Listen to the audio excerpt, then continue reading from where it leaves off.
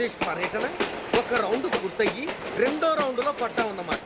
ఏంట్రా నీలో నువ్వే కొనుక్కుంటున్నావు? అబ్బే ఏం లేదు గురు, నువ్వు సర్వీస్ లో చేరిన తర్వాత నీ అండర్లో నేను హైదరాబాద్ నుండి బందర్లో పడి తిరిగిన జిల్లా తిరగకుండా తిరిగి తిరిగి తిరిగి తిరిగి హైదరాబాద్ చేరుకుంటున్నాం కదా, దాని గురించి. నవ్వు నవ్వుతావు ఎందుకు నవ్వు?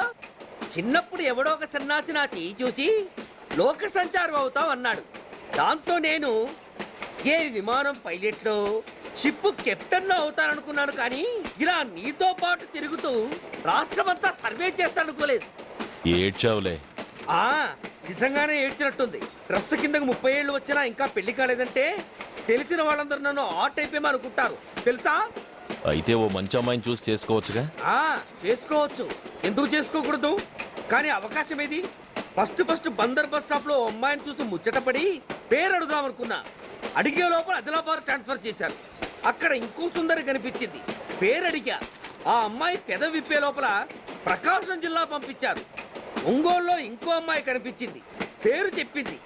ట్రాఫిక్ లో వినబడలా అనే లోపు విజయవాడ తన్నారు. ఇలా నిలకడ లేకుండా నీతో పాటు తిరుగుతూ ఉంటే లవ్ ఎక్కడా, మ్యారేజ్ ఎక్కడా? నా బొంద. అంత ఇబ్బందిగా ఉంటే నాతో పాటు ఎడవడం ఎందుకు?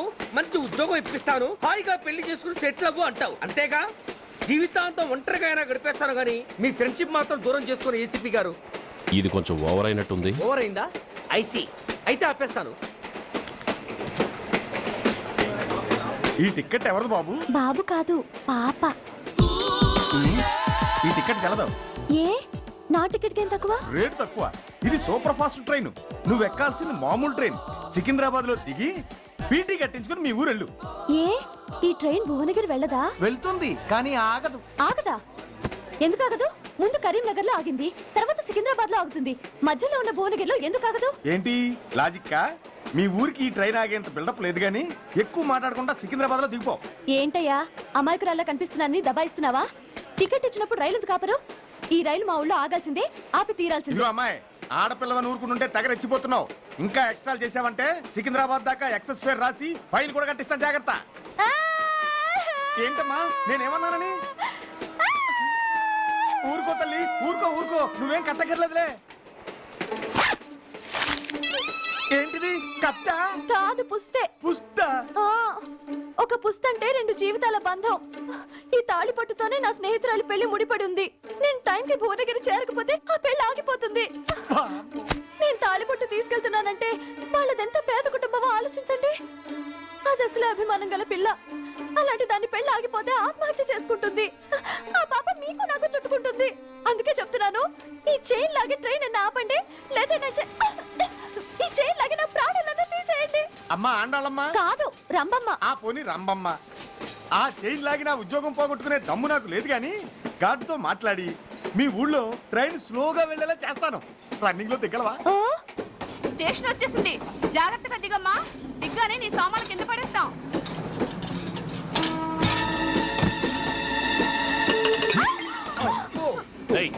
అసలు నీకు బుద్ధుందా? రన్నింగ్ లో ట్రైన్ ఎక్కుతున్నావు, పొరపాటున స్లిప్ అయితే? అబ్బో ఏంటి గురు, సహాయం చేస్తే సైరన్ అరుస్తుంది. నీకు అసలు బుద్ధుందా? ఇక్కడ బండి ఆగదని తెలిసి ఆ టీసీ గడి కాళ్ళు గడ్డాలు పట్టుకొని బతిలాడి బండి స్లో చేసుకొని దిగితే నేను పడ్డ శ్రమంతా వృధా చేసి నన్ను మళ్ళీ లోపలికి లాగేసి రక్షించినట్టు పోజు కొట్టి పైన లెక్చర్లు ఇస్తావా? కథ అడ్డం తిరిగిందే. ఇదిగో ఈ తాళి పొట్టు నా స్నేహితురాలి పెళ్లి టైంకి అందించడానికి రన్నింగ్ ట్రైన్ నుంచి దిగాను. నన్ను మళ్ళీ ట్రైన్ లోకి లాగేశావు. చూడు, ఈ తాళి ముహూర్తానికి అందకపోయినా, అక్కడ కట్టిన తోరణాలు ఎండిపోయినా, వేసిన అప్పడాలు మెత్తపడిపోయినా, సికింద్రాబాద్ స్టేషన్ లో దిగిన వెంటనే మా బావ కబురు పెట్టి మీ సంగతి తేలుస్తాను, తిరగేసి కొట్టి తిరుపతి చూపిస్తాడు.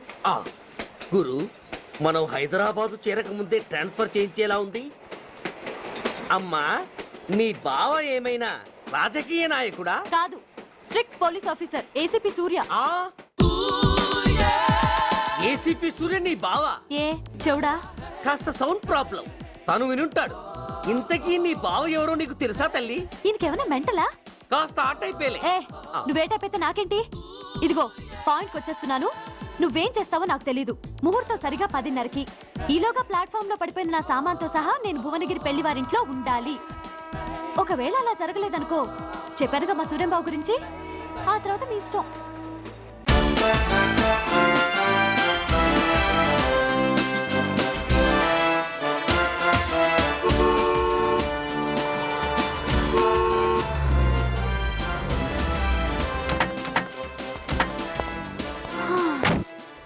జురాసిక్ పార్క్ లో చిన్న డైనోసార్ లాగా ఏంటా లుక్కు? వెళ్ళి డిక్కీలో సామాన్లు తీసుకురా.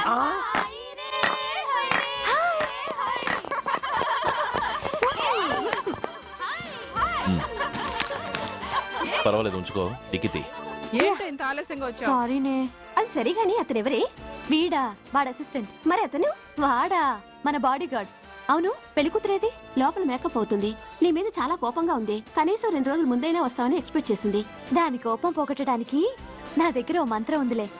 ఈ ప్రెజెంటేషన్ చూడగానే అది ఐస్ అయిపోతుంది.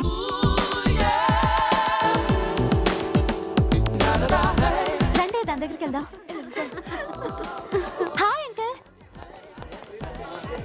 నమస్తే సార్, వెల్కమ్ సార్. మీకు వైజాగ్ కార్డు పంపించాను సార్. పర్సనల్గా చెబుదామని ఫోన్ కూడా చేశాను. మీకు హైదరాబాద్ ట్రాన్స్ఫర్ అయిందని చెప్పారు. అక్కడ హెడ్ క్వార్టర్స్ కూడా కార్డు పంపించాను. మీకు అందుతుందో లేదో, వస్తారో రారోడని తెగ టెన్షన్ ఫీల్ అయ్యాను సార్. నాకు ఇన్ఫర్మేషన్ అందింది, అందుకే వచ్చాను. చాలా సంతోషం సార్. మీరు రండి సార్.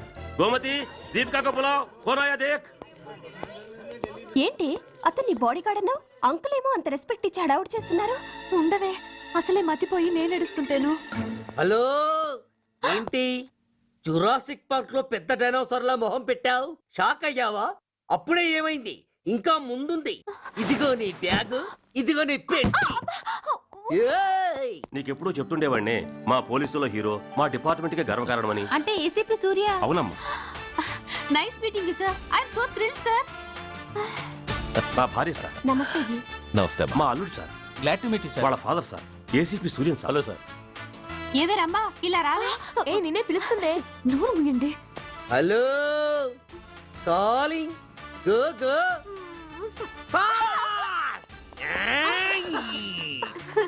సార్ సార్, రమ్మా అని నా close friend sir. ACP Suryam గారే. బావకి మరదల్ని కొత్తగా పరిచయం చేస్తున్నారేంటి? మరదలా? ఓహో, ఇది పెళ్లి మండపం కాదు, పెళ్లి కూతుళ్ళ ఫ్యాక్టరీ. ఇండియాలో ఉండే పెళ్లి కూతుళ్ళందరూ ఇక్కడే ఉన్నారు. ఇక్కడే, ఇప్పుడే ఏదో ఒక అమ్మాయిని సెటప్ చేసుకుంటారు.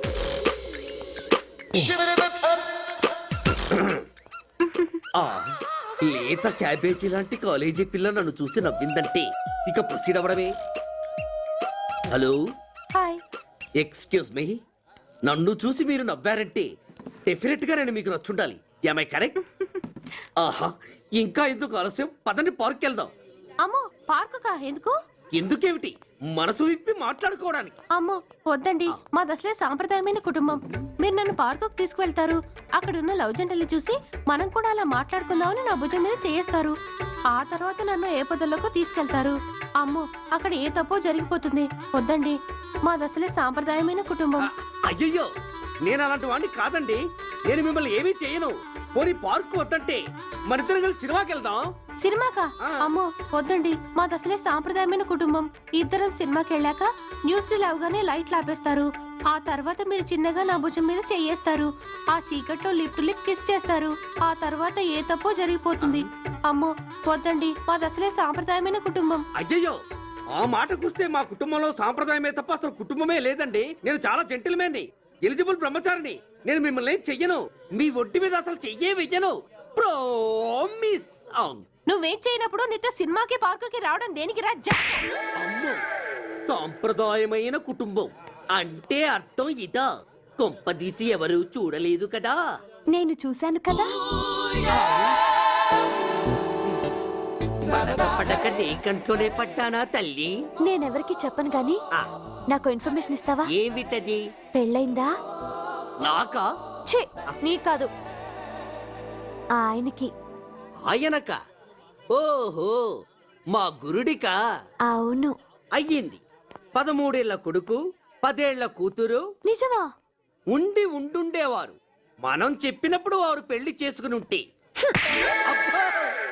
ఎందుకు కొట్టావు? ఆయనకి పెళ్ళైందని చెప్పి అనవసరంగా నన్ను టెన్షన్ పెట్టినందుకు. ఆయనకి పెళ్ళైతే నీకెందుకమ్మా టెన్షను? ఉమ్, అందుకు.